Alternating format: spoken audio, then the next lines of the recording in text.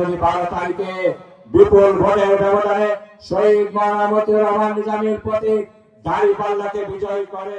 12 ফেব্রুয়ারি ত্রয়োদশ জাতীয় সংসদ নির্বাচনে দাঁড়িপাল্লাকে বিজয়ী করলে জামায়াতের সাবেক আমির মাওলানা মতিউর রহমান নিজামী হত্যার বিচার হয়ে যাবে বলে মন্তব্য করেছেন নিজামী পুত্র ও সাথী আসনের দাঁড়িপাল্লা প্রতীকের প্রার্থী ব্যারিস্টার নাজিবুর রহমান মোমেন। সোমবার সন্ধ্যায় উপজেলার গৌরীগ্রাম মাদ্রাসা মাঠে নিজ নির্বাচনী জনসভায় একথা বলেন তিনি। ব্যারিস্টার নাজিবুর রহমান বলেন, বলা হয় আমি নাকি আমার পিতা শহীদ মাওলানা মতিউর রহমান নিজামী হত্যার প্রতিশোধ নিতে সাথিয়ায় এসেছি।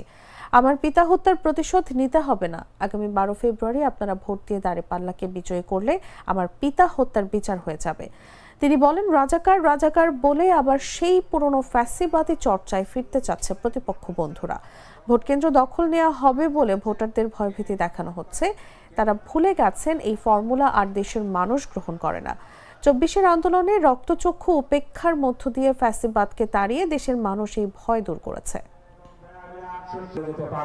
12 তারিখে বিপুল ভোটের ব্যবধানে শহীদ মাওলানা মতিউর রহমান নিজামীর প্রতীক দাঁড়িপাল্লাকে বিজয়ী করে।